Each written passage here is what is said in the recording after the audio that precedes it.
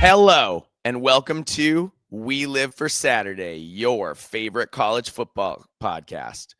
I'm your co-host, Mike, and with me, as always, is your other co-host, John. John, how you doing today? I'm doing good. Loving. I know we always check in on the weather here. It's a big deal here in Minnesota. It's someone commented, I think, on that recently that it's like always a nice Minnesota weather breakdown. And Yes. it's a beautiful fall rainy day, rainy morning. I kind of love it. But and again, fall weather is actually here, and it's been great. I've been enjoying it, and just looking forward to It having is, some time man, outside. but there's one warm day this week, and it's the day of the game. Well, we thought that last I'm week too. so annoyed We about it. thought that last week though too. We thought it was gonna be. Yeah, It was like at first it was gonna be like 73 degrees, but it yeah. ended up being like what 68, something like that. Yeah, I mean, and by the time you got into the game, it was a night game, so it got a Yeah. lot cooler. So I No, I hear you can't though. complain too much. You're I right. hear you. I hear you. It's mostly the weather's heading in the right direction. Yes. Yes. But I get it. I'm the same way. I don't want it to be. I'm over 70s. If honestly, anywhere between like 50 and 65 is kind of where I'm at right now. That's where I want to be. Yeah, So, yeah, that's the but yeah, sweet spot for sure. yeah, but yeah, man. Other than that, there's a lot going on. And we're gonna get into it. But how's your week been? How have you been? Oh man, it's been crazy busy. I'm sorry. We apologize for this being a belated pod. Um, it's just my life's been crazy. I still don't have my voice back from the game on Saturday, so I'm struggling through trying to. So you'll have to bear with me with my voice sounding a little bad. But John, I have some bad news for you. Uh-oh. I spoke with your employer, and the bad news is they're letting you go. Oh, The yeah. good news is you have a $50 million buyout, baby. Yeah. $50 million. Congratulations. Thank you. Thank you. Yeah, So they decided after, 12 years or whatever, they felt like they needed to go their separate ways, but they wanted to compensate you on the way out. Yeah, it's tough, man. It's tough. $50 million, it's I don't know. It, I don't know how I'm gonna go on with that kind of money. yeah, so obviously James Franklin, Penn State head coach, Yeah. fired Yeah. after what, 12 years? Yeah, something like that. Oh, quite a while. Well, Been a while. When was he there? 2014, 2015? I think so. Something like Yeah. that? Yeah, yeah. Yeah, I mean it's wild what's going on, and after the debacle with UCLA and then Northwestern coming to town and beating you in your home stadium. I mean, which is hard. It is hard to win in Beaver Stadium, period. Yes. And then to have a team, like Northwestern to come in there and make it happen is The that's second embarrassing. worst team in the Big Ten. Yeah, it's embarrassing. So look, it's I get it. Understand where the administration, where some fans and everything, and fans have been, they've been cantankerous when it comes to James Franklin for years, and they haven't been happy with his performance and how he's delivered because they're just, perennially 10-2 and not getting to the Big Ten championship game and all that. But is it the right move? Is it the smart move?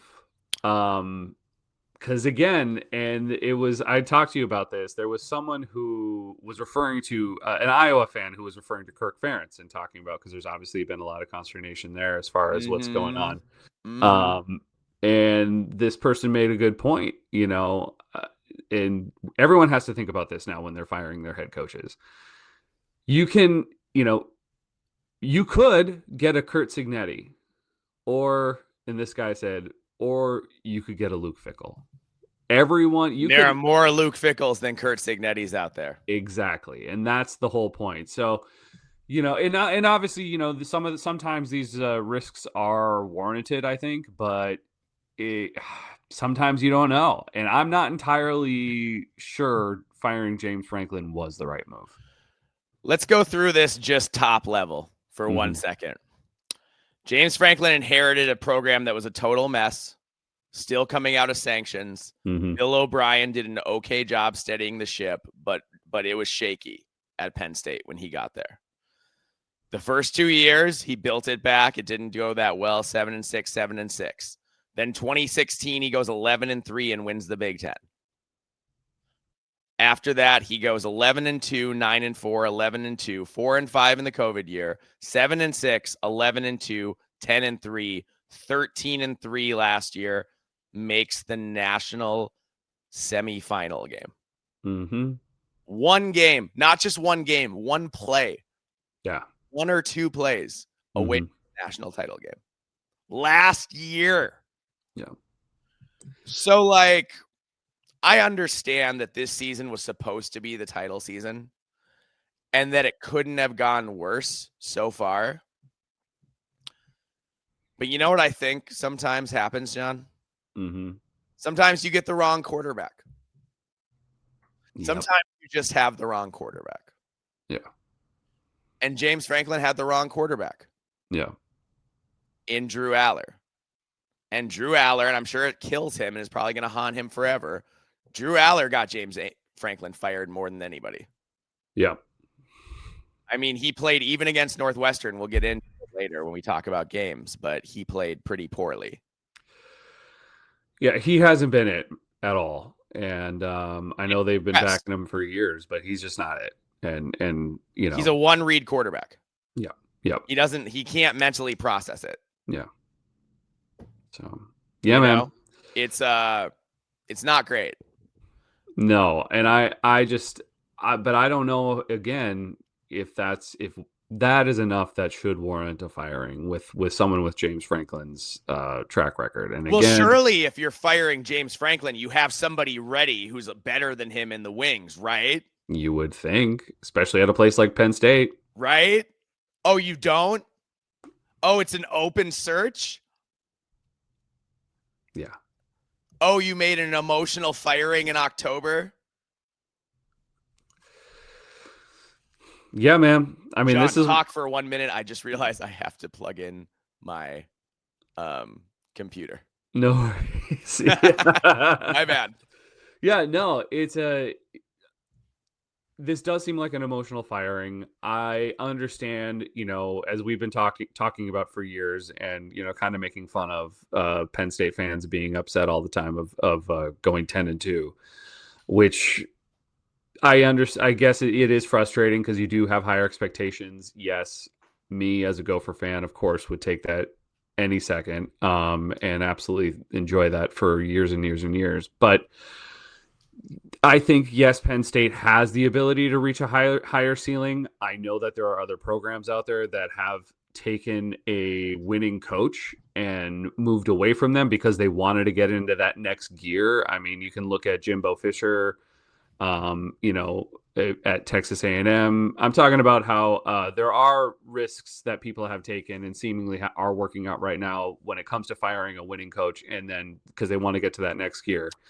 Nebraska and Frank Solich and Bo Pelini. Yeah, but you're also looking at some that may have found success, like Texas A&M. Or Georgia with Kirby Smart over Mark Richt, and Mark Richt won 10 games every year. So it is possible, and Penn State definitely has the money and has the drive to make a move like that. But it's also just a massive risk. So you don't know, and Does Penn State have the ability to make a move, and then maybe they screw up and then they try to right the ship all over again and make another? Yeah, sure, they could do something like that, but it's not a guarantee, man. And James Franklin was doing all right, in my opinion. He was doing better than all right. Mm-hmm. He was one game from the national title game last year. Yeah, I mean, I think that it's become so much like the NFL in college football. Yeah. And it's like in the NFL, you see that guys have one bad season or part of a season, and they just, we don't have confidence in you anymore. You're fired. Yeah. Yeah. And that's not sustainable in the college level where you have to recruit and stuff. Mm-hmm. It's one thing in the NFL, all your guys are under contract. They can't just leave. Mm-hmm. So if you change coaches like you change your underwear, it's not as big a deal. Yeah. But at the college level, that doesn't really work. Because once you lose your coach, all those commits are walking out that door. Mm-hmm. And a lot of your players are probably walking out that door. Yeah. And then you have to start over. And that's hard. So to me, it only makes sense to fire a James Franklin if you have a better coach that you can hire. Yeah. And I'm not convinced that Matt Rule, who is the favorite for the job, who is a Penn State alum, who has a very close relationship with Penn State athletic director Pat Kraft. Ty from the Solid Verbal said they even look a little bit alike. Friend of the show, Ty. Love that. Yeah. But I'm not convinced that James Franklin is a better coach than Matt Rule. Matt Rule's record against top 25 teams is like 2-25, and he's 0 for his last 11. Mm-hmm. And those 11 games were all at Nebraska or Baylor. So it's not like going back to Temple. Yeah. He's 0 for 11 at power conference schools against top 25 teams. How is that better than James Franklin against top 10 teams?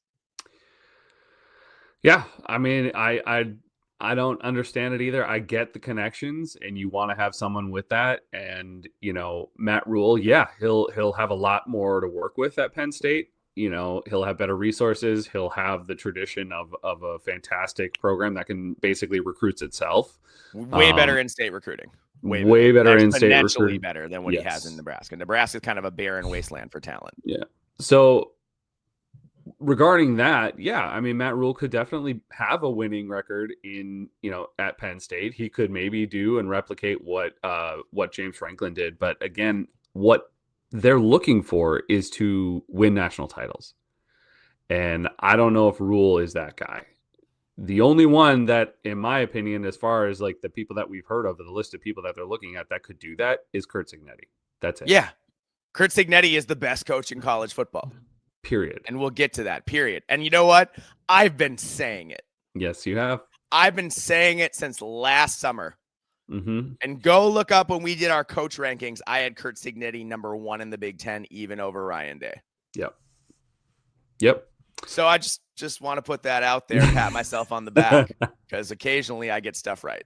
Yeah. No, and you're right. And but does Curt Cignetti leave Indiana when he already is going to more than likely Bloomington? He's a god in Bloomington. They're going to erect a freaking statue outside the stadium. They're already. Yeah. There's a statue ready to be made because of what he's done already. Well, and they're going to go undefeated this year. They're going to. I'm calling. They're going undefeated. And dude, there is a ring of honor in the state of Indiana, and it's Larry Bird and John Mellencamp, and now Curt Cignetti. Yep.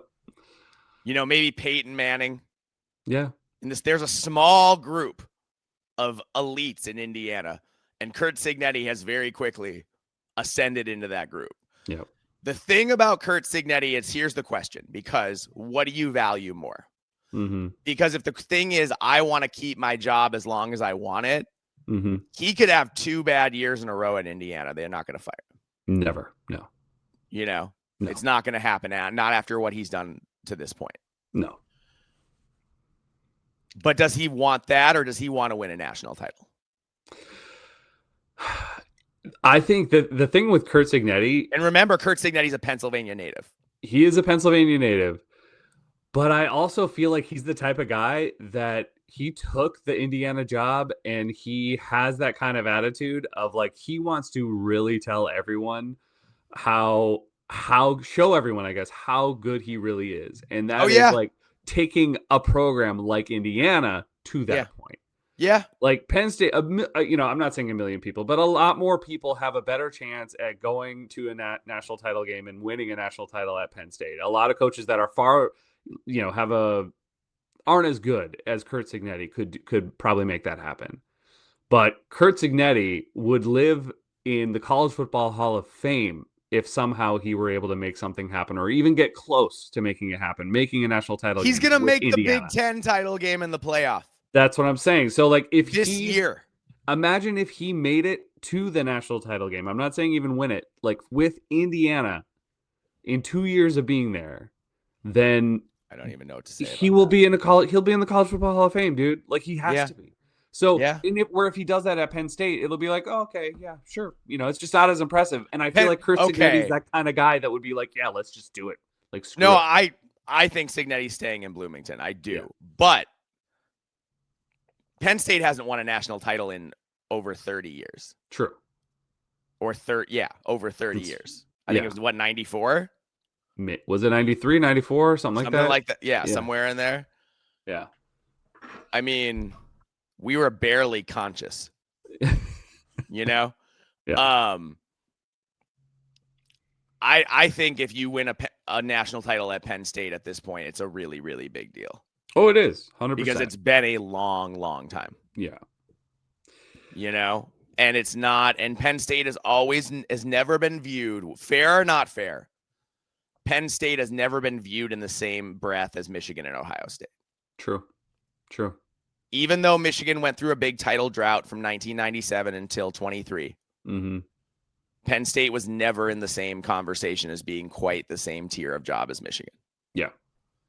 So I think if you go to Penn State and you elevate them and you win a national title, I think that resonates in a big, big way, in a way that wouldn't if you went to Ohio State and won a national title. Mm-hmm. No, I agree. I totally agree. But what's more impressive and what affects his legacy? Because this man loves to prove everyone wrong. Everybody wrong. No, I mean, I think Cignetti's going to stay at Indiana for the next 7 to 10 years and be the most annoying, frustrating coach we've ever seen in the Big Ten until he retires in a blaze of glory at some point. Yeah. He burns himself out, But until then, though, it's going to be amazing for the Indiana fans.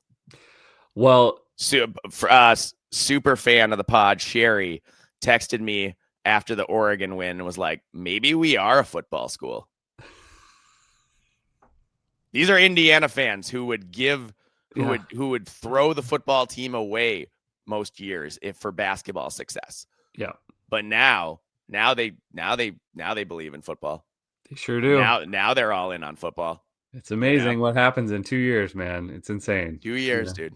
But now, just to touch back on a little bit with Matt Rule, though, is hypothetically, I mean, if he did leave and go to Penn State, he's taking Dylan Raiola. He's taking all the best players.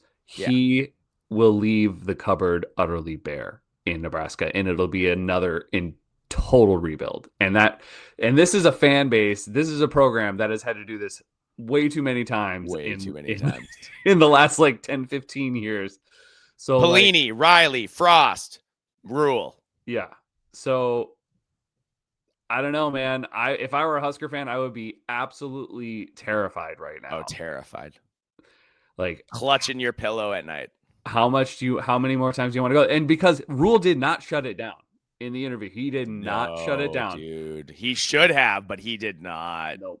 He was like, I love Penn State. Yeah. I mean, he didn't say, he didn't really, it was the most non-answer in a way that you could give, but at the same time, that would make me nervous. Yeah. I don't know. It's, there's a lot to be scared about, I think, this week, or, even in just the coming months, I think, if you're a Husker fan.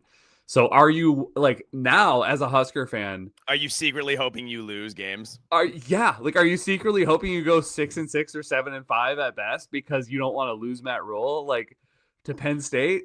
That's because if he wins 9, 10, 11, 9 or 10 games or whatever, is that the kiss of death? Is he gone now? You finally make the college football playoff. You look like you're a great team. Your program is back. Finally Nebraska's back after all this time. And then he gets poached to go to Penn State because he did what he did in Lincoln. Is it a lose-lose situation here? I don't know. It's scary because they're not going to make a hire at Penn State, and they're not going to announce a new hire anyways, probably until the end of the season is my guess. No, for sure. Because whoever is going to get that job is going to need to get through their regular season. Yes. I don't think they're going to wait through the playoff. I think they need to have guys in the transfer portal and stuff. But I think after the regular season, they're going to make that move. And, Nebraska still has to play at Minnesota. They still have to play USC. They still have to play at Penn State. They still have to play Iowa. Mm-hmm. Yeah. So it's not a guarantee that Nebraska is going to waltz into the playoff. Yeah. Those are 4 losable games. Yeah. Not saying they're going to lose all 4. Not saying that, Nebraska fans, at all. Yeah. I'm saying that each of those games, there is a potential to lose. Sure. Yeah.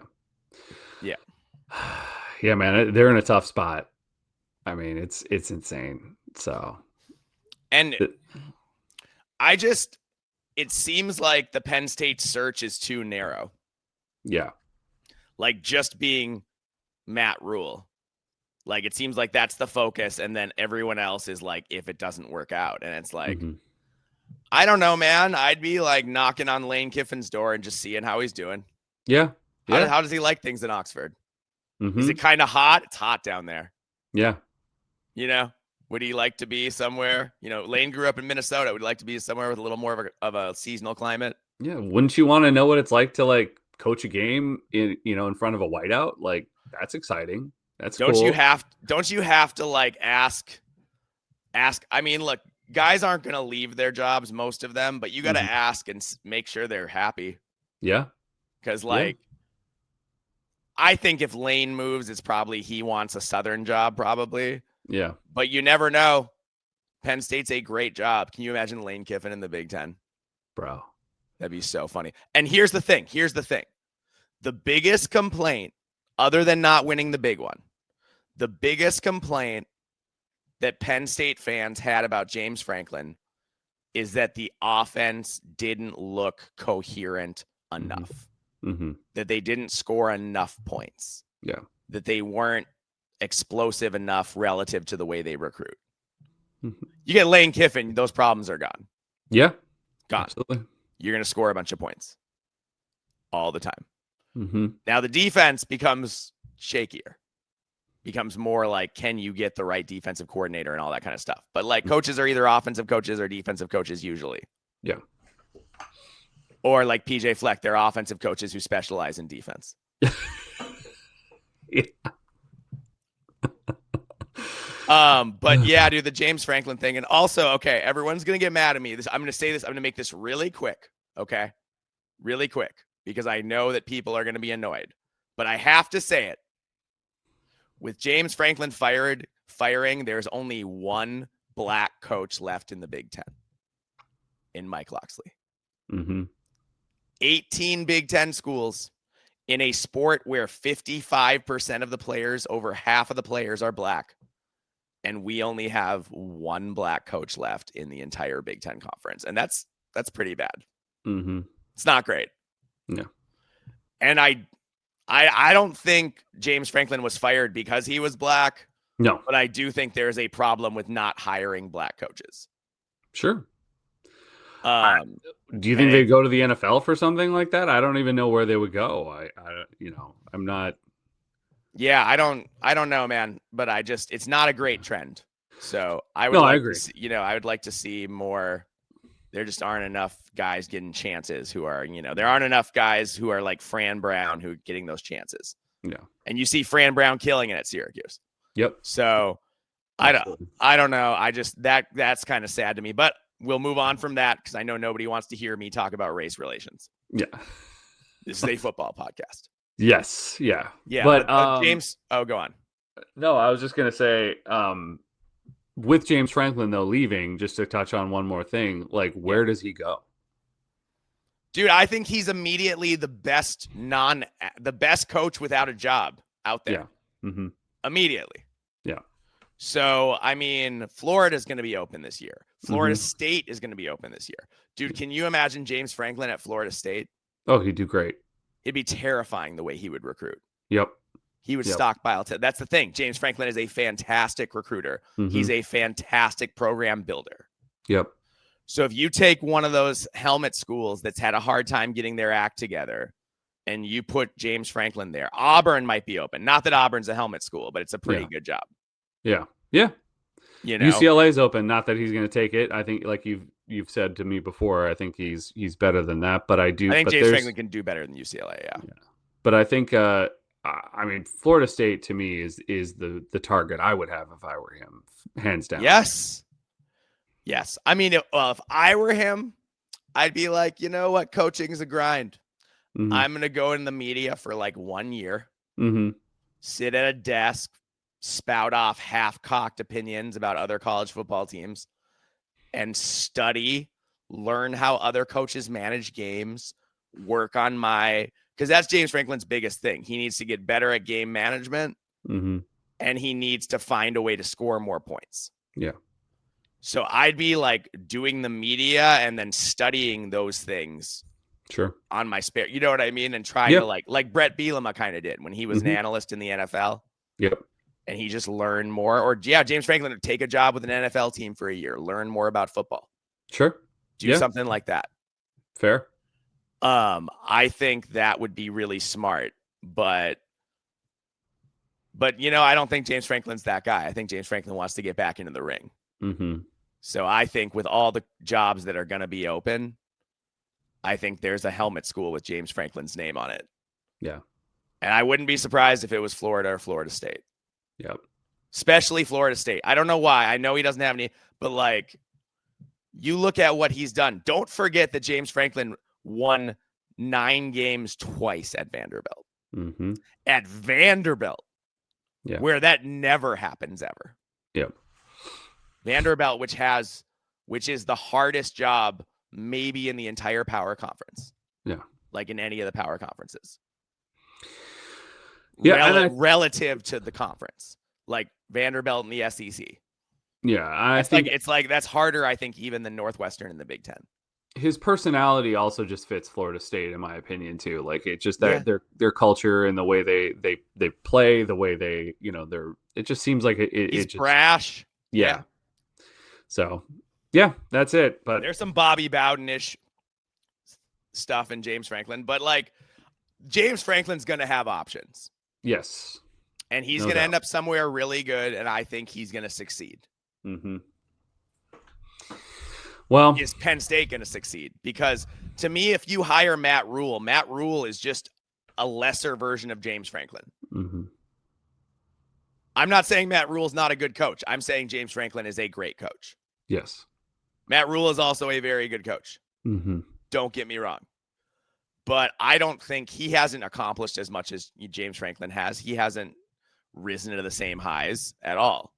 So if you fire James Franklin just to hire Matt Rule, you're really rolling the dice. I mean, but if, again, Matt Rule does somehow manage to get Nebraska into the college football playoff this year, then will he be considered to have reached similar heights anyways?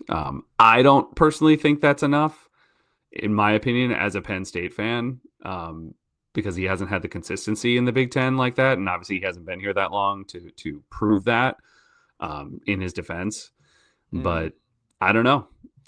It's such a weird place to be. I mean, because we're not used to seeing high profile jobs like this open up that often. And so when they do, it's just a lot more interesting, to throw that around. Like Purdue, Illinois, whatever, like, sure, there's a lot you can speculate, but like there's so much riding on the line with this. And so they better, it's a domino effect. Yeah. They have Penn State is going to pluck a sitting head coach. Yep. And then that school is going to pluck another sitting head coach. And then, you know what I mean? It's a domino effect. Yep. Exactly. So whenever these jobs open up, it's a domino effect. Mm-hmm. And you don't know where the dominoes are going to go and what's going to touch you. I mean, look at Nebraska fans. They were really happy. And now everything I read out of Nebraska is, oh my God, are we losing our coach? Yep. And I would be too, if I were them. Yeah. I'd be freaking out. Absolutely. Yeah, dude.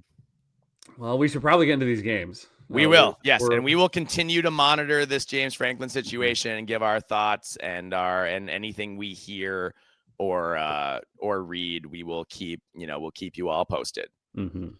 But yes, we should get into reviewing the games because we are already a half an hour into this podcast and we haven't talked about any football games yet. Washington, the now 5-1 Washington Huskies, 38. The 3-3 Rutgers Scarlet Knights, 19. John, this game statistically was somewhat even. Mm-hmm. I mean, Washington had about 100 more yards, not quite, but that's within the range of it being pretty even, you know? Yeah. But the Huskies were just more explosive, you know, Yeah. on their plays. Um, they averaged 14.9 yards per pass, 5.5 yards per rush. Damon Williams goes 21 for 27, 402 yards, 2 touchdowns for a QBR of 92.4. You will take that. Yeah. He also ran for 136 yards on over 10 yards a carry and 2 more touchdowns. So touch 'em all, Damon Williams, game for the ages. They didn't even need Jonah Coleman, couldn't get it going. Didn't need him to. Mm-hmm. Didn't matter. Damon Williams carried the whole offense. And then you had Denzel Boston and Desmond Roebuck really show out in the passing game. Ethan Kaliakmanis just 31 for 50, 386 yards, 7.7 yards per attempt, 2 TDs, 1 pick, a QBR of just 59.2. Antoine Raymond ran the ball okay. He had the one really long run, and then other than that, it was not that great. And then, Ian Strong, once again, dude, He's so is good. really good. He's so good. 7 catches for 124 yards. Raymond also had 7 catches for 89. And then Sheffield, 6 for 68. Mm-hmm. So this was a game that was close for a while. It was 13-10 Rutgers at half. And you thought maybe the Scarlet Knights were finally going to find a way to win a conference game. But Washington came out in the third quarter, just blew them away, 21-6, and then 7-0 in the fourth quarter. So congrats to the Huskies. This was a really interesting game, John. What'd you think? Yeah, I mean, again, this is like a tale of two halves for Rutgers, man. Like they show up strong and fast in the first half, and then they just kind of peter out. And very Marylandish. It is, yeah. It's very interesting, because like Athan will look amazing, and their defense will actually look like they're stepping up and making some improvement. Yep. And then it's just, like third quarter shows up, and they look okay, and then just continue to fall down from there. And it's interesting how that goes. So, but also Washington didn't look fantastic in the first half either. I mean, Damon Williams, as great as he is, he made that run that he was like, I don't know, he was inside the 5 and then fumbled the freaking ball away. That was, he's got to protect the ball better in that regard, but he's still a freak. I mean, he carries it like a loaf of bread. Sometimes it's frustrating. Like if you're his coach, it must make Jed Fish lose his mind. Absolutely. But look, the fact is like you said, this Washington team is so freaking explosive. It's crazy. And really, I mean, yes, Denzel Boston is incredible, but this Desmond Roebuck, man, coming out, isn't he a true freshman? I think he's a true freshman, I believe.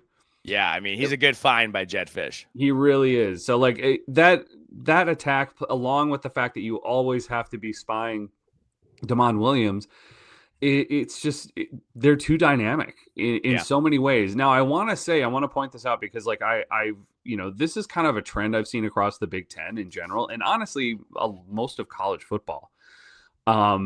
There's some really good running backs out there, but none of them are really showing out this year. It's all about the quarterbacks across the board in all of college football. Jonah Coleman is excellent. He's one of the best running backs in the country. But he couldn't get going.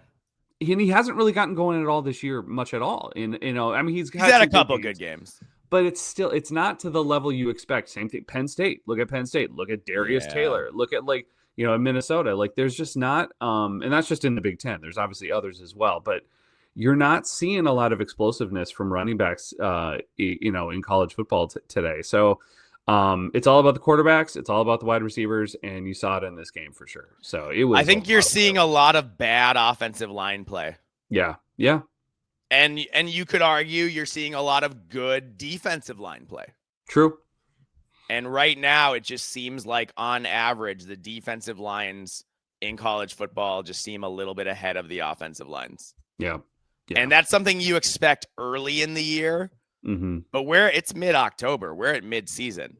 So, like, that should have corrected itself already. Mm-hmm. And, an offensive line's like baking a cake, man. Mm-hmm. And if you put in one ingredient that's wrong, Yeah. if you put in salt instead of sugar, like, then you're just stuck with that all season. Yep. And you're just eating it and you're like, this doesn't taste great, but grandma made it. I better have some, Yeah. Like, and you're just stuck with that. So I do think that's part of what's going on there. That's certainly the problem with Minnesota has been offensive line play. And I think you're seeing that in other, we know Washington has not had a great offensive line under Jed Fish at all. Mm-hmm. So I think you're just seeing a lot of, offensive lines that aren't as good as maybe they normally are. Yeah. Yeah. I mean, so it's interesting, but yeah, man, I mean, look, it's, congrats to Washington. They got it together. And just still more work. Rutgers is a good team, I think, but man, they gotta keep it together for 4 quarters, man. They really do. So yeah, Rutgers is, they're quickly at 3-3. They're quickly slipping. yeah, That 3-0 start is a distant memory now. yep. And I don't know. They're just not deep. Yeah. They seem to run out of gas. Mm-hmm. And that's kind of always the problem with Rutgers. They're always a little short on athletes. Mm-hmm. Now, Schiano's doing a better job of recruiting now. Yeah.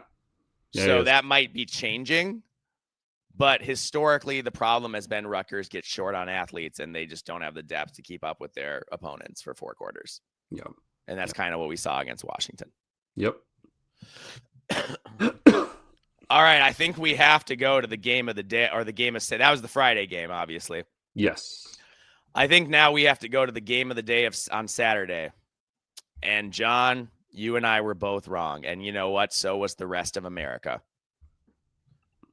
The now number 3 Indiana Hoosiers, 30. The now number 8 Oregon Ducks, 20. Yeah. When Fernando Mendoza threw a pick 6 to tie the game in the 4th quarter, you thought, oh, well, this was a nice story, but Indiana had their chance. They squandered it. Oregon's going to win. They have the momentum. But no, Indiana went right down and scored 10 points unanswered to end the game and finish off the Ducks. And John, this wasn't an accident, this game. Mm-mm. Indiana had 23 first downs to just 14 for Oregon. Indiana had just 326 yards, but Oregon only had 267. Oregon had just 186 yards passing and 81 yards rushing. 5.5 yards per pass, 2.7 yards per rush, and 2 turnovers. 2 interceptions from Dante Moore. Mm-hmm. And Dante Moore played the worst game of his young career. Yeah. 21 for 34, like we said, 186 yards, 5.5, 1 TD, 2 picks, a QBR of just 33.2. Oregon couldn't run the ball. They couldn't pass the ball. This was a defensive struggle. And Indiana, I was really impressed with Indiana's defensive line. Yeah. Yeah. I didn't think that they could hang and Indiana's offensive line. I thought the difference going into the game, I thought the difference was going to be the Ducks defensive line, but it was the Hoosier defensive line that made more plays. Yep. Oregon sacked Indiana just once.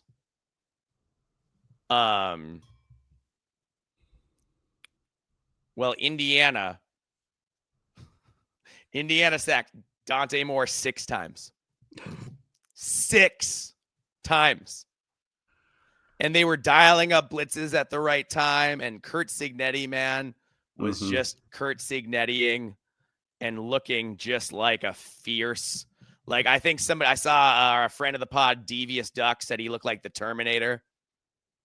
He is. I think that's fair. And, it was 13-10 Indiana at half, and Curt Cignetti just seemed pissed. Just pissed. Just pissed about everything. And he went into the locker room and just let them have it. Yeah. And then they came out and they did it, man. They did it. It was what a game. It was the win of the year. Yeah.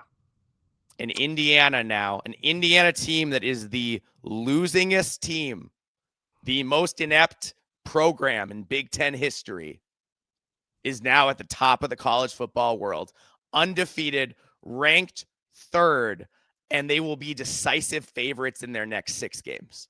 Yep. So we are looking at Indiana probably going undefeated, probably playing for the Big Ten title against Ohio State. Yep. And you know what, man? I won't be betting against Indiana again. I know I picked them to lose in this game. I won't be betting against them again this regular season. No, not for the rest of the season. I fully expect them to go undefeated. Yeah.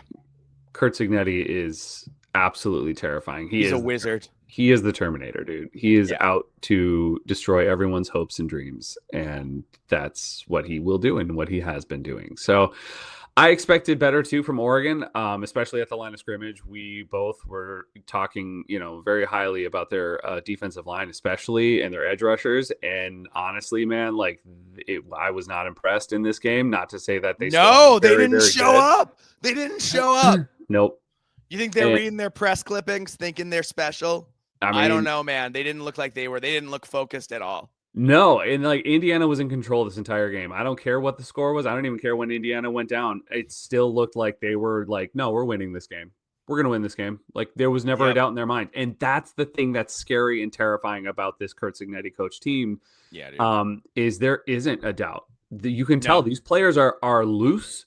They're having fun and they are confident. They don't care what's going on. They are like, no, we're winning. And you can tell in how they play, man. And you didn't see that. You started to see that kind of that doubt creep in with how Oregon was playing. And I don't know how you stop a team that believes so much in themselves as much as Indiana does. I don't know how you stop them. I mean, they have a lot of talent too to go with it, but a team that truly believes in themselves the way that Indiana does, man, is tough. It's so hard to stop. Dude, we got to talk about Elijah Surratt. Dude. Is a 8 for 121 in a score. Yeah. Is he the second best wide receiver in the Big Ten behind Jeremiah Smith? I mean, it's him. It's Elijah Surratt. Or Makai Lemon, right? It's those 3. I mean, I would put Carnell Tate in there as well. I think though there's 4. I think there's 4. Okay. 2 from Ohio State, Elijah Surratt, and Lemon from USC. I think that they're all in there. But honestly, at this point I could interchange some of them, and I think, I mean, Surratt could definitely give even Jeremiah Smith, I think, for a run for his money. I mean, he's so precise in his routes and so confident. Yeah. And all his breaks are it's like he's a robot out there. Yeah. But like a smooth robot. Yeah. You know what I mean? Yeah. Everything is just you can see every route he runs. I feel like I can see the thousands of times he's practiced that route full speed. Mm-hmm. I can see that decisiveness and that he just never, he reminds me a little bit of former Minnesota Gopher wide receiver Tyler Johnson. Yeah, for sure. Where he just is so smooth and so precise and so strong that he just and he's such a free, and he can jump the way he does, and he just overwhelms you. Yep. Yeah, and Elijah Surratt, man, he's special. He's so special. Yep. And I don't even look. And Fernando Mendoza, man, I didn't think, when everyone said he was going to be better than Curtis Rourke, Indiana fans, I was like, he's better than Curtis Rourke? Yep. Now, that's not Curtis Rourke's fault. Curtis Rourke only had 1 ACL. Yeah. So I'm not blaming Curtis Rourke.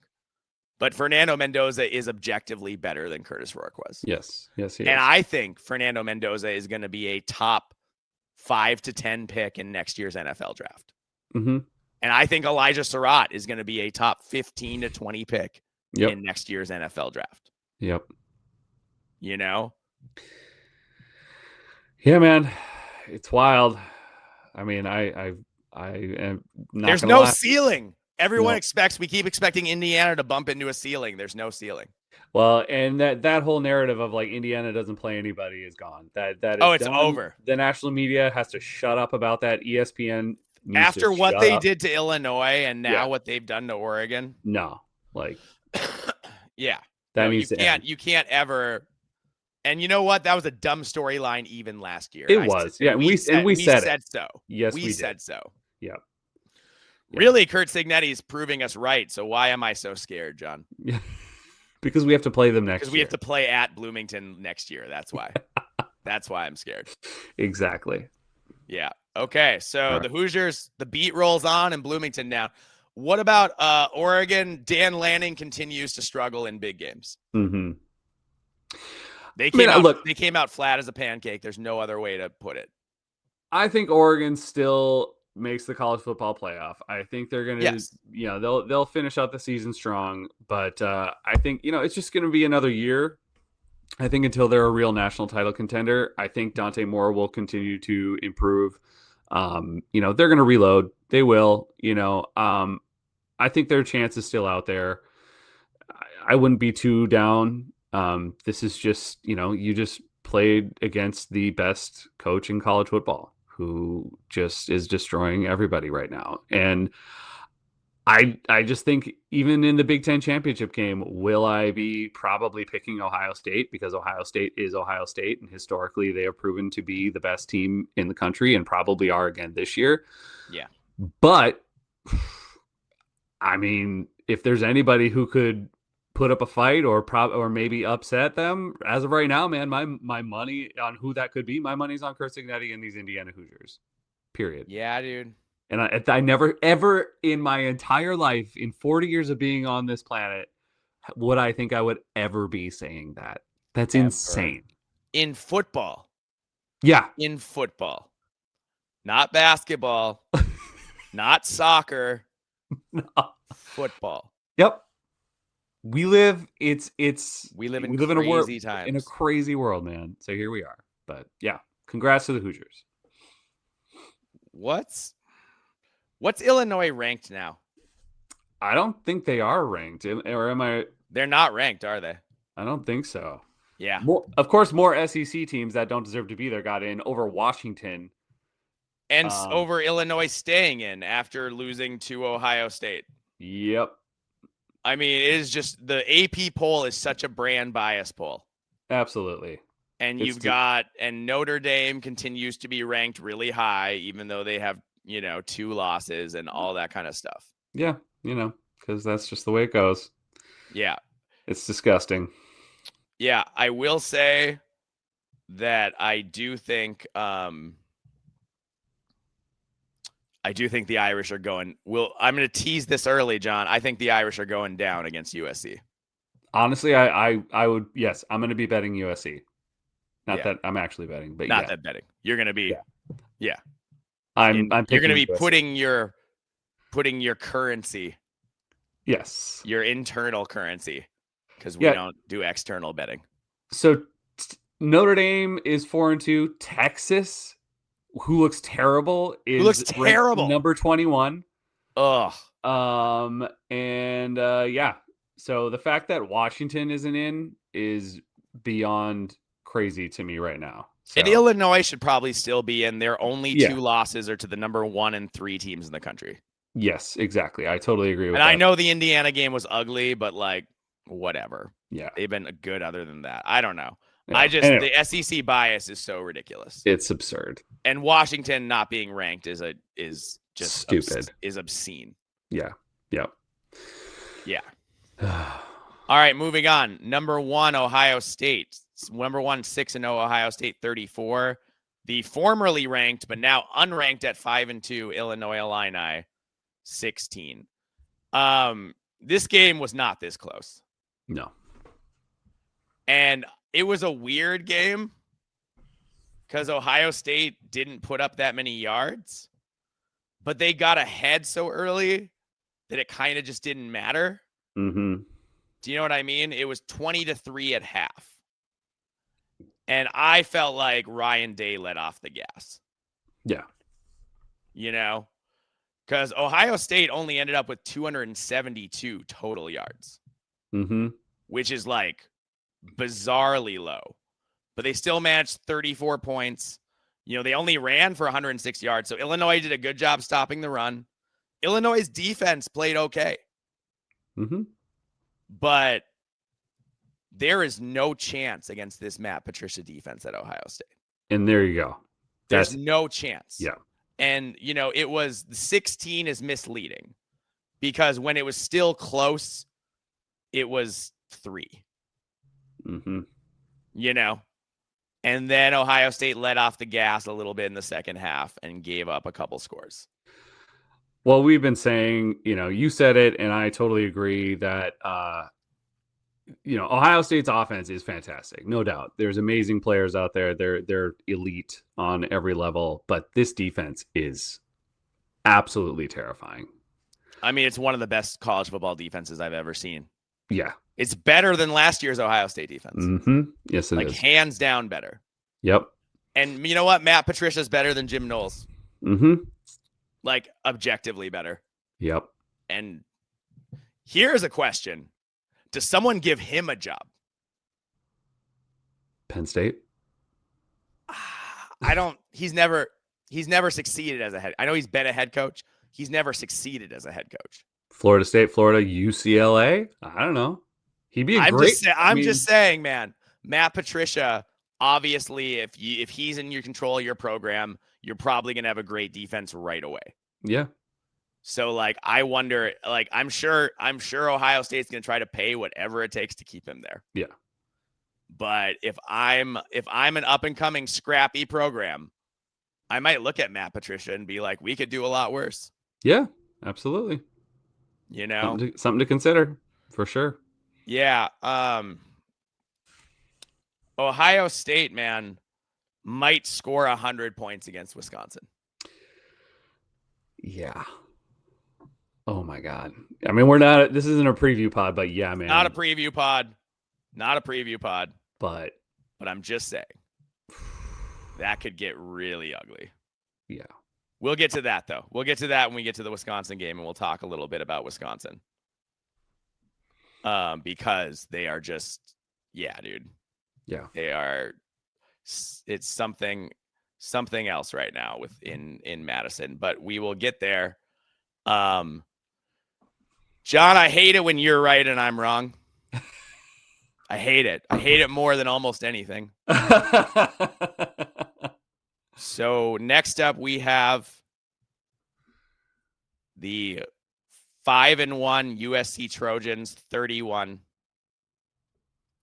The 4-2 Michigan Wolverines 13. This was a beating. Mm-hmm. It was a beating. And I thought Michigan was going to bully USC. I thought Michigan was going to push them around. I thought Michigan was going to run the ball. I thought they were going to control the clock. I thought they were going to have some break off some long runs. None of that happened. USC is the one who ran the ball. Mm-hmm.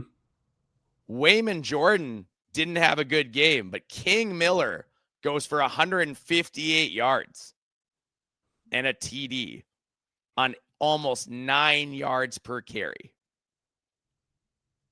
Yeah, that's ridiculous. That's absolutely ridiculous. Mekhi Lemon had 9 for 93 and a touchdown, which is just pretty much what we expect from him at this point. Mm-hmm. And Michigan couldn't do anything, man. Bryce Underwood finishes 15 of 24, 207 yards, 8.6 yards per attempt, 2 TDs, 1 pick, QBR of 61.8. So he was okay. But the Michigan running game, man, 109 yards on just 3.5 yards per carry. Mm-hmm. So not great. USC controlled this game. It was not close. It was, it was 14-7 USC at half, and then it was 21-7, and then it was 31-13.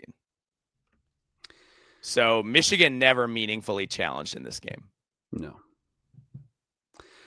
No, I mean, and Justice Haynes had his worst game of the season. So Yeah. I don't know. I don't know, man. I don't know what's going on. I mean, I guess I should say I do actually know what's going on here. It's that I think finally Lincoln Riley got things fixed at the line of scrimmage. I think that offensive line, especially, I mean, the defensive line is definitely improved, but that offensive line is very much improved. Yes. They're able to protect Jaden Mayava. They're able to obviously make lanes for King Miller and Wayman Jordan, whoever happens to have the hot hand that day. So it's yeah, man. Lincoln Riley definitely turned some things around.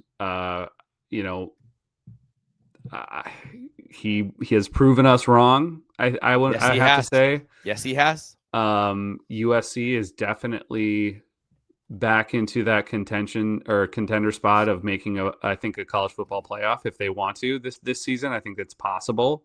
If they beat Notre Dame, they're going to make the college football playoff. Yep. And I think it's possible. I think it's definitely I will be picking USC to beat Notre Dame now. Yeah, me too. I think it's a close game, but I think I'm leaning USC. Yep. So, yeah, man, Michigan, again, just do they have talent? Yes. Are they ever going? Do they seem like they're a college football playoff bound team? No. They look like they're going to be okay. Like they still probably will rattle off, 7, 8 wins, this season. But I don't think they're ever going to look dominant for the most part. I mean, sure, they will against some teams, but I wouldn't ever pick this Michigan team to be absolutely like world beaters by any means. So Bryce Underwood needs to develop more. He's got talent. He's a crazy athlete, but he needs to get better. And again, they just need receivers, man. I know Andrew Marsh looked good. He had eight receptions for 138 yards with a TD. Yeah. But you need more help, man. He's emerging, but he's only a freshman. Exactly. You just need more help, more consistency in the pass game. And obviously you should have gotten some receivers in the portal is what you should have done. Yeah. So. Like someone besides Donovan McCulley. Mm-hmm. Also, Jaden Mayava for USC, 25 for 32, 265, 8.3 yards per attempt, 2 TDs, 1 pick, QBR of 89.4. Yeah. So Jaden Mayava continues to play like a Heisman candidate. Yep. And, I said it was going to be a big Lake McCree game. It wasn't really, but he had a couple catches for 41 yards. Yeah. It was more about the USC run game with true freshman walk-on King Miller. Can you imagine being a walk-on and all of a sudden, and Wayman Jordan's banged up? Because I think that's the problem. Wayman Jordan's kind of playing hurt. Sure. And Coach and Lincoln Riley taps you and says, "Hey, kid, you're going to carry the mail today." Well, and it's just good to see Lincoln Riley finally being like, "Oh, the run game's working. I'm going to stick with. I'm going to run the ball." Wow. Yeah. Had you done that last year, probably would have been a different outcome. But now you learned your lesson, and it's working out for you. Yeah, I mean, they had more rushing attempts than passing attempts. Yeah, as Lincoln Riley, maybe he learned, man. Maybe he listened to the pod. Maybe he did. You're welcome. Realized you're welcome, Lincoln. Yeah, realized if he was going to win in the Big Ten, he was going to have. Yeah, exactly. You're welcome.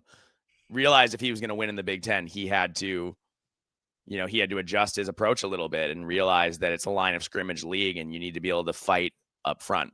Yeah. Well, if you need some analysts, Mike and I are here. We're available. We are available. We can discuss some contracts and how much we're going to get paid for that. Yeah. You're welcome. Now, and anything you make then will cut into your buyout. Yes.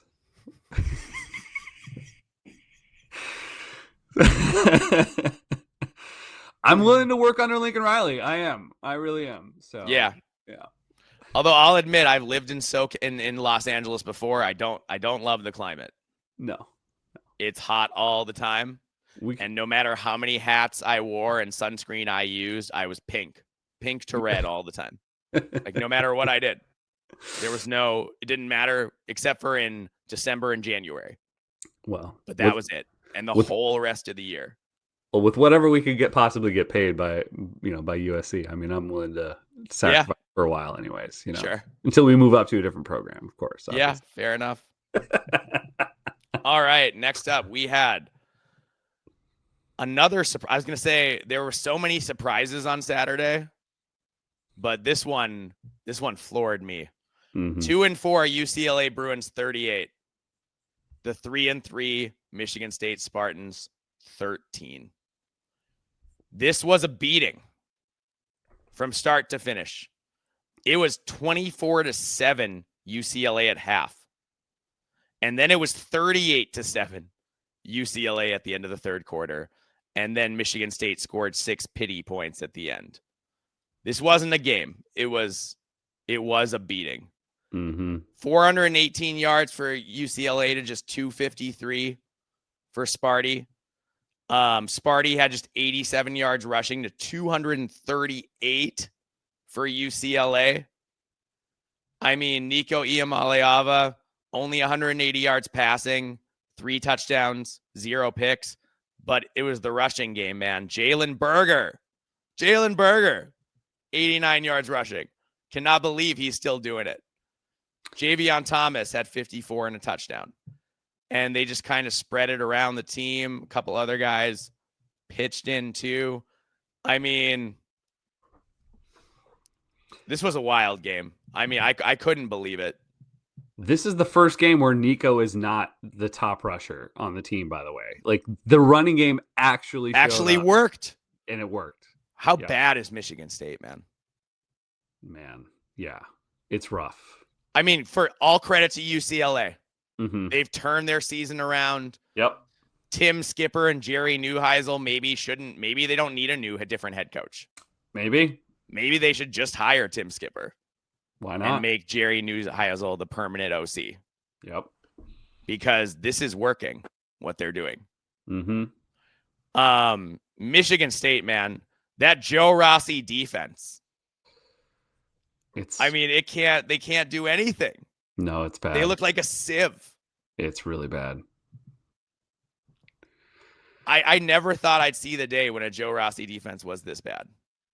I mean, I thought Michigan State had a knockout hire, man, at DC. I thought that they were going to be fantastic. They were going to return to the D'Antonio era of defenses, and they aren't even close. They're bad. Yeah, it's really bad. And they're not good on offense either. Nope. Your boy, I hate to say that our commenter was right, but the John annual quarterback pick of the year so far is trending towards 0 for 2. Well, you know what? I'm glad to know this, because next year, just you wait. Watch out, Wisconsin. Watch out, Iowa. Watch out, Nebraska. It's coming. So it's going to be those. You're going to just get behind those quarterbacks every year. Yeah. They're going to win the Heisman, man, every single time. Yeah. That's funny, man. That is funny. I don't know where Michigan State goes from here. I have no idea, man. Yeah, because they got to play at Indiana in a game where there are 4 touchdown underdogs. Dude, Indiana is a bigger favorite over Michigan State than Ohio State is over Wisconsin. I did not know that. Wow. Think about that for a second. Wow. That's bananas. And they still got to play Michigan, and they still got to play Minnesota, and they still got to, I mean, Penn State is a mess, but they still got to play Iowa. Like, I don't know where Michigan State goes from here. No, it doesn't look good, man. Especially if you can run on them, man. Like, all of those teams can absolutely run the ball. And Aiden Childs was 8 for 17 for 4 yards an attempt. And did he get hurt? I think he got banged up, and then at least Alessio Milivojevic. Yeah. Milivojevic. Yeah. Milivojevic. But still not great. Not great, man. And they still can't run the ball. They really can't. Everything I know about pronouncing foreign names, I've learned from following football. Yeah. And also growing up watching basketball. Yeah. Same. Yeah. Yeah, man. I don't know. It's rough. It's rough in East Lansing right now. But dude, UCLA, I mean, they are on a roll. They're on a heater, and They're people on better such a watch heater. out. You Oh better yeah, watch dude. out. I wouldn't want them on the schedule right now. No, not at all. Yeah, they could. They got Maryland on Saturday. They could beat Maryland. Absolutely. Yeah. And then they got to go to Indiana. And I don't think they can beat Indiana. I'm not betting they can't do something. Yeah. They might make it a game. Absolutely. They still have Nebraska. Ooh. UCLA Nebraska could end up being UCLA a really Nebraska could end up being a really good game. We did not not a preview pod, but No. that could be a really good game. But like, UCLA was supposed to be at the bottom of the conference. They were at the bottom of the conference. They were, and now like they were. It's Deshaun Foster had no idea what he was doing. No, he didn't. Just none. No. I feel for the guy, but like he was in way over his head, had no idea what he was doing. Yeah. He is a position coach until proven otherwise. Mm-hmm. So, yeah. Yep. Right on. All right. Now, speaking of the second or third big surprise of the day, the 4-2 Northwestern Wildcats 22. Mm-hmm. The 3-3 Penn State Nittany Lions 21. Yeah. Northwestern was the better team. Mm-hmm. They had 23 first downs to just 13 for Penn State. Now, the yardage was very close, 292 to 274. And the yards per play and stuff. But Penn State had 2 turnovers to just 1 for Northwestern. And it was just, Penn State kept shooting itself in the foot. Every time it seemed like they were about to make a big play, something went wrong. Or somebody, Aller threw a pick, or they fumbled, or a receiver dropped a pass. You know what I mean? Yep. And it was just like, or they missed a block, or it just seemed like every time they were about to do something, it just didn't happen. Mm-hmm. And at half, it was 14-13 Penn State. And then nobody scored the whole third quarter. And then Northwestern manages to get 9 in the fourth to Penn State 7 to come from behind. And dude, the biggest thing for me was the fact that Northwestern just didn't play that well and they won anyway. Yeah. Yeah. I mean, Preston Stone had 163 yards passing on 6.3 yards per attempt. Komalafe at 72 yards on 3.5 or just under 4 yards per attempt. Like, that's it. Yeah. That was the offense. Griffin Wilde had 7 catches for 94 yards and a touchdown. Dude, our boy, Griffin Wilde. Northwestern keeps finding these wide receivers that are really good. Bryce Kurtz, Griffin Wilde. I mean, like it's kind of amazing, and they're great. They're really good. Yeah. So they're good in the classroom. They're good. And but no, Griffin Wilde can play. Griffin Wilde can play. We said that coming into this year. Yeah. Yes, we did. And Komalafe, man, like he runs hard, dude. I know he didn't put up a lot, like incredible numbers, but like, did you see that how he was? It looked like he was stuffed by like 5 Penn State defenders, and he still got through for a TD. Yeah, it was wild. No, he does run hard. And Northwestern played hard. They did. They didn't play well, but they play hard. Man, I will say, when Northwestern got blown out by Tulane to start the year, blown off the field, I never thought they would make it to 4-2. No. David Braun, I think, has saved his job. Absolutely. Yeah. I mean, I don't think you can fire him now, can you? But isn't this kind of the way it goes with Northwestern? Like it did same thing with Pat Fitzgerald. Like every other year was good, and then like he'd have a really terrible off year. I mean, I feel like this is just the trend in Northwestern for whatever reason. Not to say that they're going to win like 9-10 games or whatever, but no, but they've got Purdue next week. Yeah, they can very well beat win Purdue. Yeah, and then will I bet on them to beat Nebraska, USC, Michigan, Minnesota, or Illinois? No, but they could beat one of them. Yeah, absolutely. They can still go bowling potentially. They could still go bowling, and because they're going to beat Purdue this week, probably. Yeah. And then they only need one more. So I don't think you can fire David Braun at this point. Not right now. Not with the way he's turned it around with as well as they're playing now. I mean, I think if they end up losing out for the rest of the season, I mean, maybe there could be definitely an argument right there, but I don't think they are. I don't think I Northwestern's think they're going going to to lose. beat Purdue this week, probably. Could be, yeah, yeah.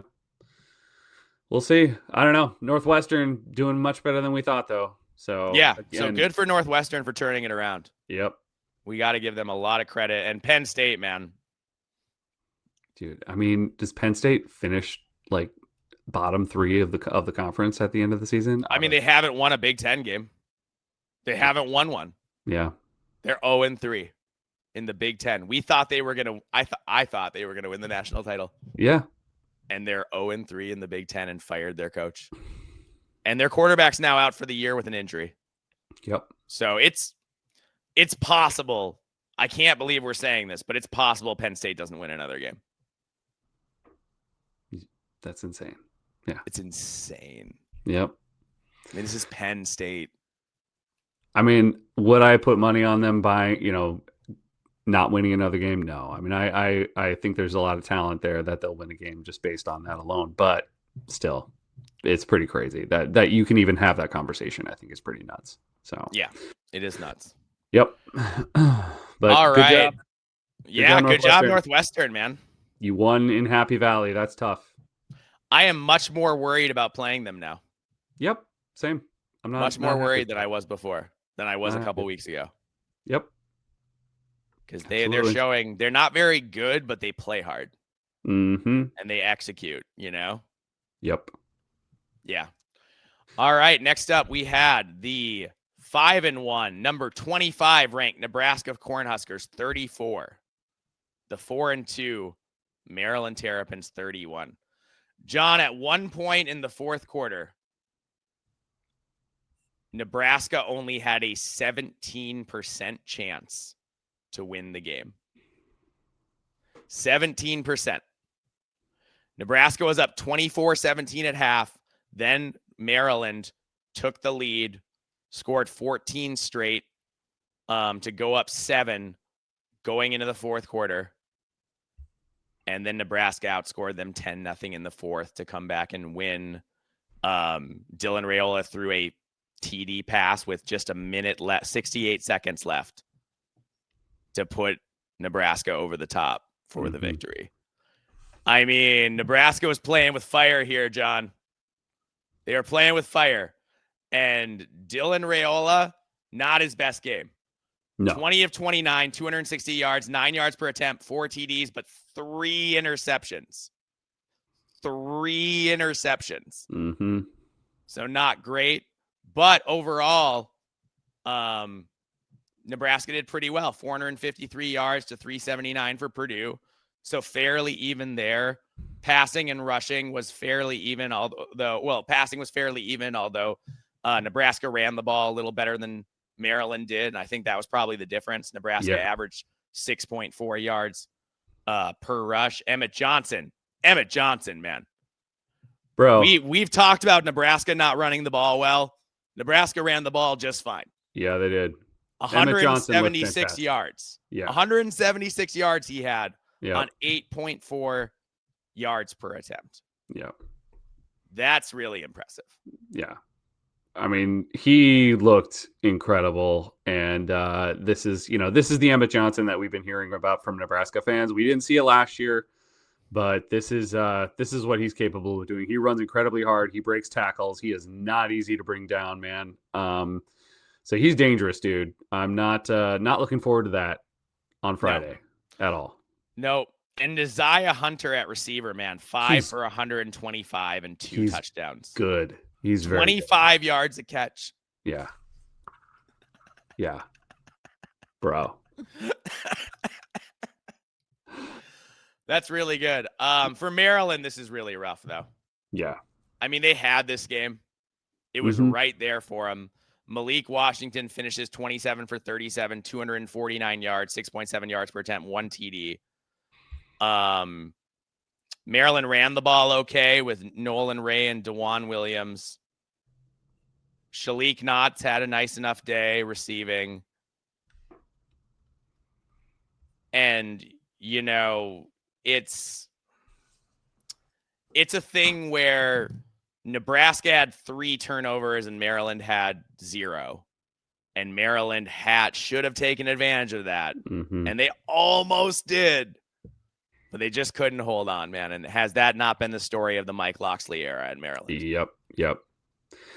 Yeah, man. I mean, look, it's like you said, the difference maker absolutely was Emmett Johnson in that run game. Also, we got to mention the fact that Huskers return man, Kenneth Williams, is terrifying.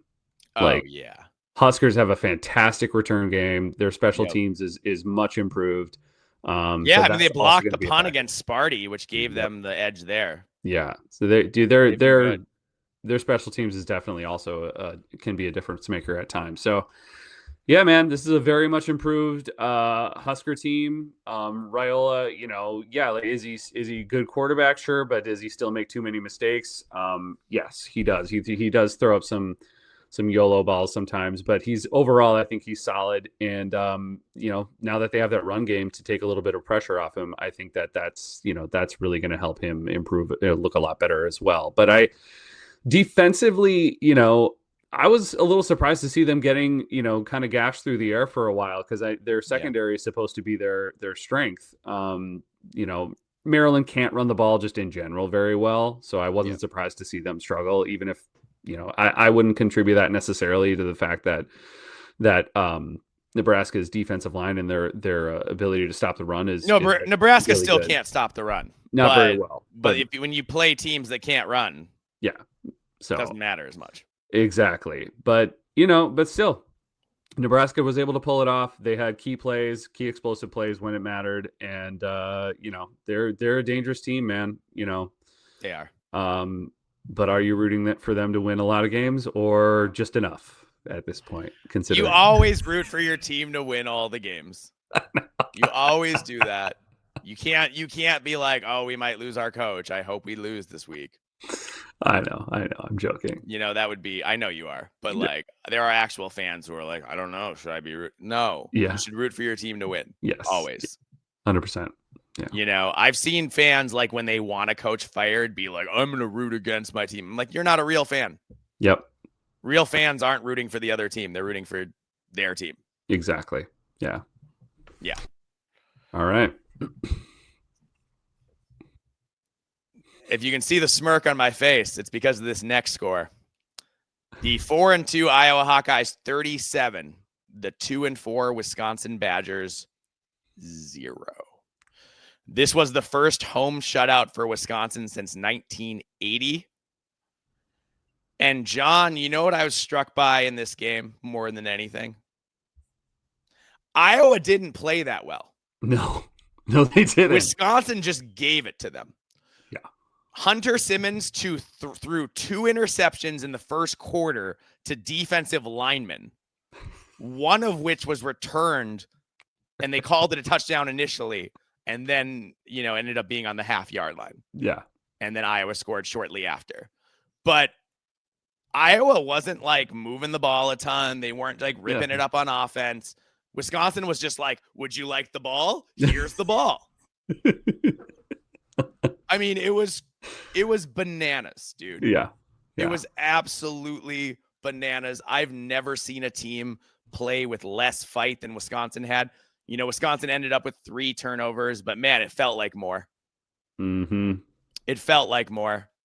And Iowa, I mean, they did end up rushing for 210 yards on almost 6 yards a carry, so they ran the ball okay. But they only threw for 100 yards. 109. Yeah. Like, it wasn't much. On just 4.4 yards per attempt. So again, not a lot, but Wisconsin can't do anything on offense. No. I saw Wisconsin is averaging under 7 points a game. Yep. For the year. That's wild. For the year. That might be in conference play. But still, we are 3 games into conference play. Mm-hmm. That's really, really bad. 82 yards passing.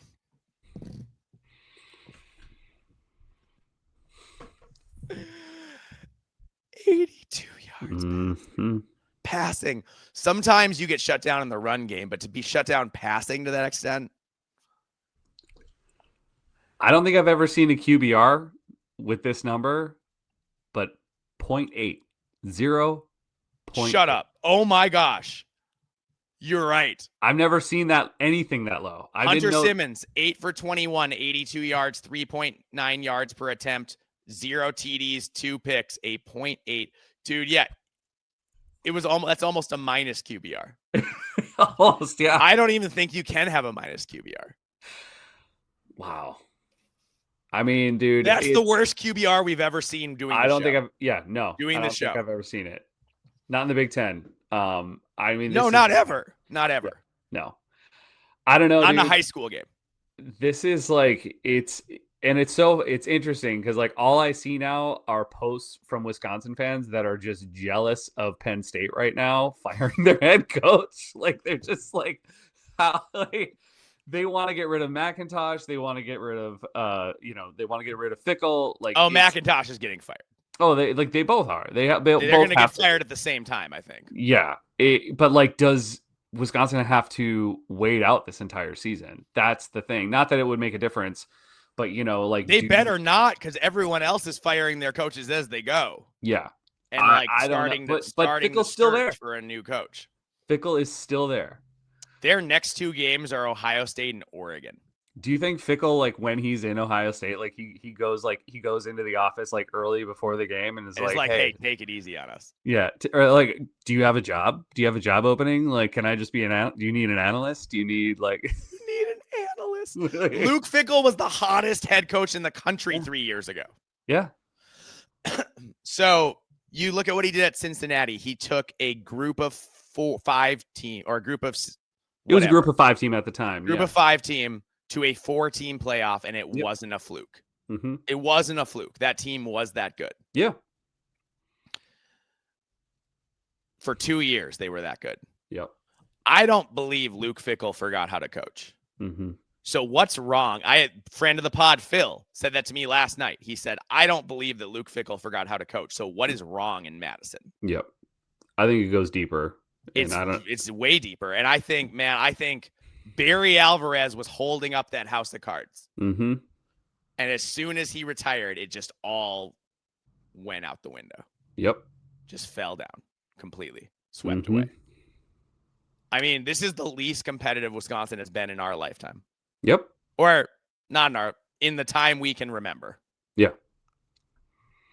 Yeah, man. I mean, I've never seen it look this bad, and it doesn't look like it's going to be an easy fix. I'm not saying they're not playing hard. No. Like they've quit on Fickle. Yep. And did you see Fickle's presser when he was asking the fans to hang in there?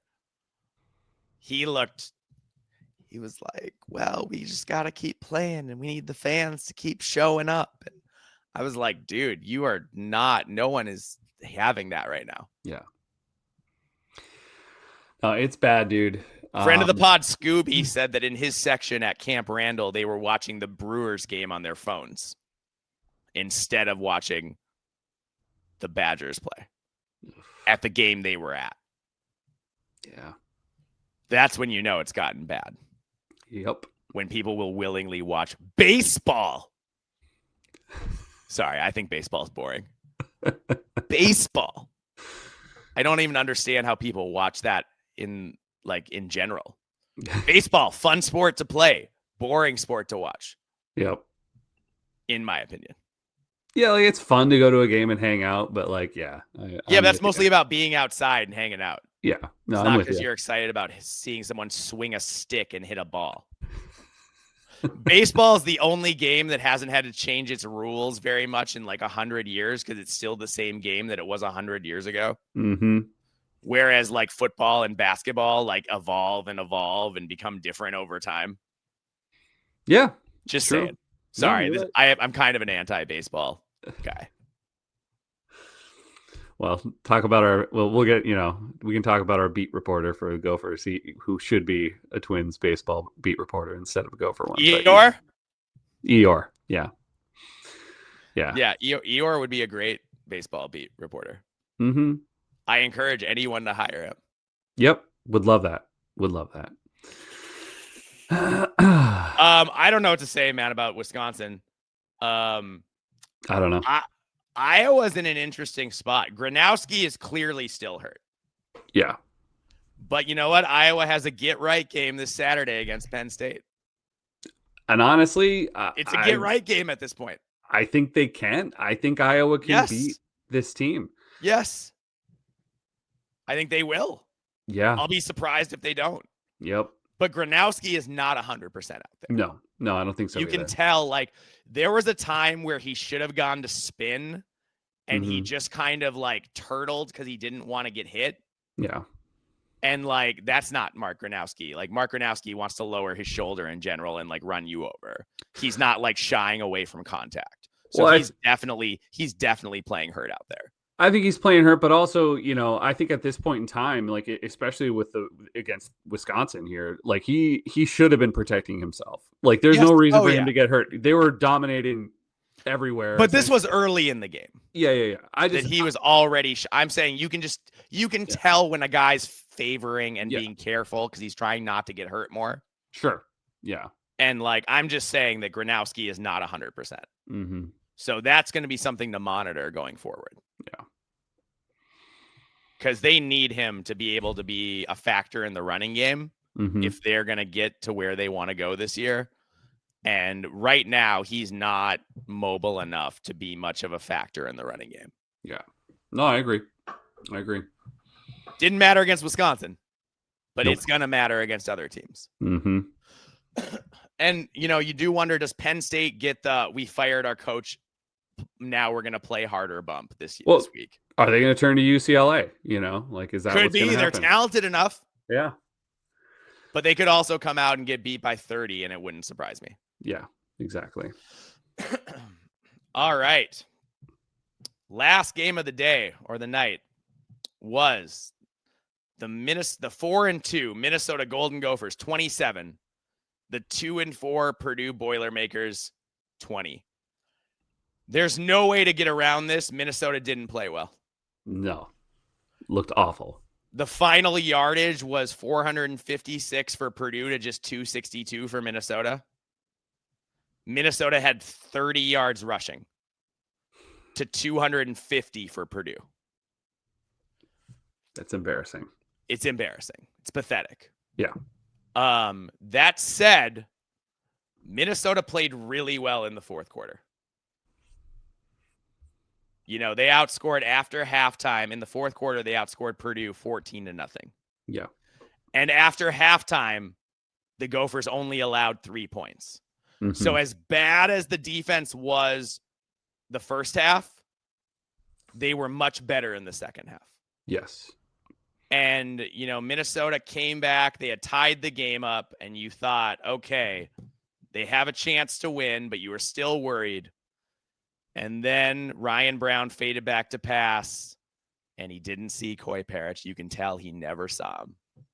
And Coy Parrish jumped up in the air and said, thank you very much, grabbed the ball, and did Coy Parrish things on his way to the end zone for a pick six to secure the victory. Yep. I bring up the yardage and the turnovers for a reason.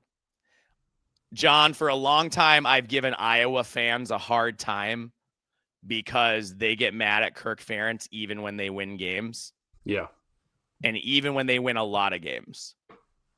Because Kirk Ferentz frequently gets outgained significantly in offensive yardage. The team looks like a mess on offense. And then they win because they have good athletes who can make big plays on defense and special teams. It's not a fun way to win. It's miserable. We won that way on Saturday, and it wasn't fun. Nope. Not until the fourth quarter. Fourth quarter was great. But until the fourth quarter, it was not very much. The second half in general. But until the fourth quarter, it just was not very much fun.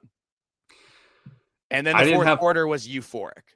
Yeah. I didn't have fun at all. I was happy, of course, in the fourth quarter, but even after winning, it was like, I'm just relieved. I'm not happy or excited about it, to be honest with you. Like I'm still I'm upset in a way about what's going on. And there's some things that really need to be fixed and The addressed. offensive line is a problem. The offensive line is a problem, and the other thing that bothers me is it's not even a lack of talent on the field. I really don't think we've talked about this, and we've talked about it, to a lot of other Gopher fans who, just love to write off the Gophers immediately, no matter what. But like, it's I think there's still talent. There's just issues on the offensive line, and we need to talk about that when it comes to like Brian Callahan. Yeah. And I don't know what to do. I don't know what to do with that. So it sucks. Minnesota offensive line coach Brian Callahan has had a very good tenure. Yep. Until last year. Mm-hmm. And last year and this year, the offensive line is not as good as it should be. Mm-hmm. Now, I like the young guys in the program. I really like the commits they have this year. Yeah. So it's possible that this offensive line could be better just naturally by next year, but there are questions that need to be answered there. And in the meantime, they need to figure out who their best five are and what positions to play them in, because this whole changing their rotation every game is not helping anybody. Yeah. But I get it, because they're trying to find something that works, and right now nothing's working. Well, and the other thing, it's that obviously, but the other thing is too, and PJ talked about this in the post-game press conference or the preview, I guess, or it was either the post-game or the preview for Nebraska. He talked about how these slow freaking starts, man. Like, I mean, it's like, I'm glad that we finally get our stuff together at some point in the second half, but like the fact that we can't come out fast is embarrassing. And there's no reason it shouldn't happen, in my opinion, both sides of the ball too, offense and defense. Like, the fact that we don't show up until a second half that's a problem, and that's coaching to me. And there needs to be something that needs to be fixed to get these guys going a lot quicker than what they have. So, yeah, I mean, that's been the biggest reason. Also, Minnesota can't commit to running the ball because they've been so slow out of the gate. Yeah. So the other team gets ahead, and then it's like, okay, well, I guess it's on Drake Lindsay to win the game. And like, Drake Lindsay's very good, but he can't do it all himself. No. He needs some help. Yep. And they need to, I don't know, like Ohio State couldn't run the ball in the regular season last year, and then they went from inside zone to like gap scheme stuff in the postseason. I wonder if Minnesota doesn't need to do something similar that's focused on getting the running backs in space so they don't have to maybe secure blocks as long. I don't know. Yeah. Yeah. And making it so it's more of a, getting the running backs in a better position. I don't know schematically what the answer is, but I know all these guys make more than enough money to figure it out. No, absolutely. But yeah, man. And one other thing. Oh, sorry. Go on if you want. No, you go ahead. It's possible Danny Collins isn't it. Maybe. It's possible at defensive coordinator. I like him a lot. He's obviously a fantastic position coach. Yeah. He's a great recruiter. I don't know if I'm seeing the execution that I expect to see from a Minnesota defense. Yep. Especially with the talent that's on that. I mean, to give up 250 yards rushing to Purdue is not okay. No. It's not acceptable. And again, it's not for lack of talent. There's a lot of talent on the defensive side of the ball. It's a veteran defensive line. It's veteran linebackers. It's veteran safeties. Like, the only guys who haven't played very much are the corners. And John Nestor's playing great. Yeah. Yep. It really hurt. I will say it really hurt not having Mike Gerald last game. He's been banged up all season. Saquon Bryan is just not great all the time, although he made some nice plays on Saturday, but he's just not always great all the time as a number 2 corner. So they really need Mike Gerald back, I think. Yeah. But thank God for Kerry Brown and Coy Parrish, though. Kerry Brown and Coy Parrish, man. They each had a pick. They both played really well. If it wasn't for those picks, too, we probably would have lost that game. We would have lost that game. Yeah. If it hadn't been for, I mean, maybe not the Coy pick. I don't know if we needed the Coy pick at that time. We could have gotten a stop, I think, and gotten it back. But that Kerry Brown pick. That was it. They were about to go up by more than we needed, than we could afford. Yep. And him getting that pick right by the end zone was demoralizing for Purdue. Yeah, that saved us right there. Yeah. Yeah. But again, I understand now why Iowa fans want Ferentz gone. Yep. Because no matter how many games you win that way, it's not a fun way to win. No. So I get it now. I never have. I've never understood why Iowa fans wanted to get rid of Kirk Ferentz. No, I finally understand it. Yeah. And if I were them, I would probably want to get rid of him too. Yeah. It takes like 10 years off your life, man. Like it's dude. not a fun way to win. And I still don't have my voice back because I had to scream so much because we weren't playing well, so we had to keep making noise the whole game. Which was a factor. You heard I was watching it on TV and the announcers talked about that, and it definitely did help a little bit here. But I got to give a credit though to Purdue, man, and Ryan Brown. Purdue came out. They came out with a lot of, especially in the first half, they really played well. Yeah, and dude, and thank freaking God we don't have to face off against Devin Mockabee again. Like how this what I think is only an average running back just happens to turn it on and turn against into a freaking monster against Minnesota is beyond me. I don't understand. I don't get it. Like, it's Jeff Brom really hates PJ. You wonder if he gave Barry Odom a call this week and was like, "Hey, I've got some stuff for you." Yeah. He's like, "Hey, I kind of know what they like to do. Here's some stuff. Just good luck." Yeah. Yeah. I will say the dumbest part of the game was when Purdue started taunting their players, started taunting the Minnesota fans in the first half. Mm-hmm. And I was like, you guys aren't winning by enough. Yeah. You're not winning by enough to be taunting the fans. Well, Ethan did the same thing. Lost. Yeah. And they lost. Yeah. Ethan did the same thing for Rutgers. And it's like, until you're up like 3 touchdowns, you should not be taunting the opposing fans. Yeah. Because that just makes them louder. Yeah. It just makes them louder when you taunt. Mm-hmm.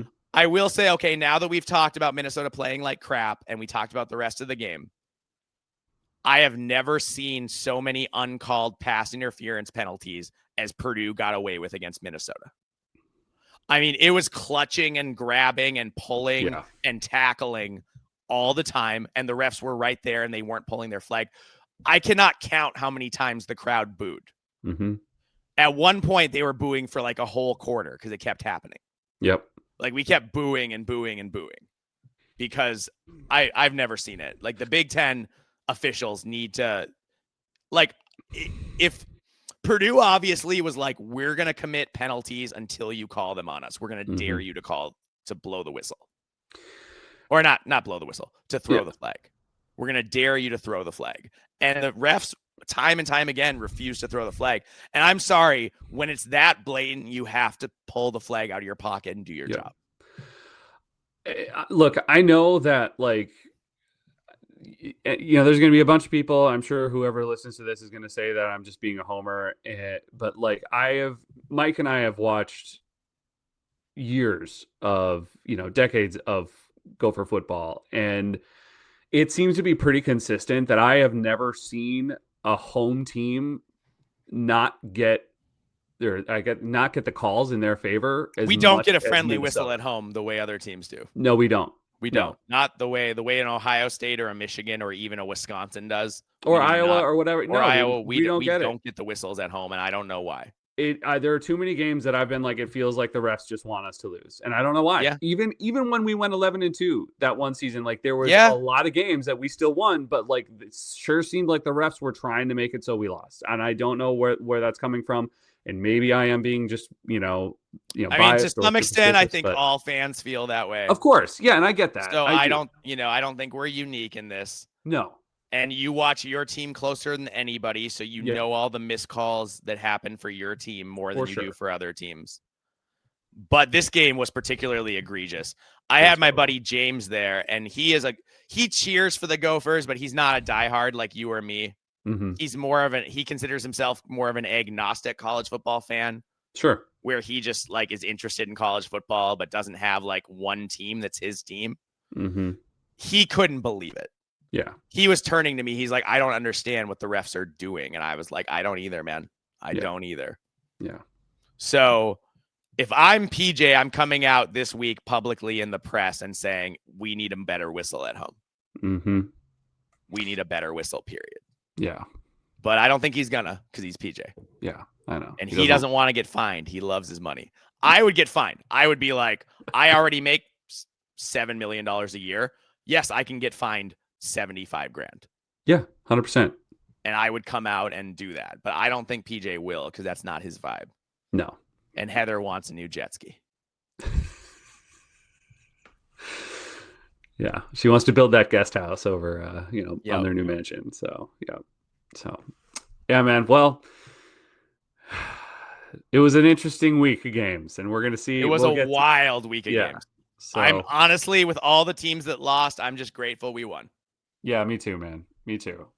I'll take it. I'm not going to sit here and celebrate that win necessarily, but I'm going to be glad that we did. So but we will take the W in the win column. Yes. So, all right. Well, should we close it out? Let's get out of here. All right. If you want to find We Live for Saturday, you can find us on YouTube, Spotify, Apple Podcast, and Podcast Addict. You can find us on Twitter. We Live for B1GSat. You can find Mike at Alibaba26. You can find me, John, at Norwegian Gopher. And you can email us, We Live for Saturday, B1G@gmail.com. Please like, follow, subscribe, especially here on YouTube. Sorry that the review pod was belated this week. That's my bad. My life was crazy. But we will have the preview pod, I think, out tomorrow. Yep. So we will be on pace for this week. So look for the preview pod. We'll have that out right away to get you all ready for week 8 in the Big Ten. There's a bunch of bangers. So get excited. All right. Thanks everybody for watching, and we will see you in the next one.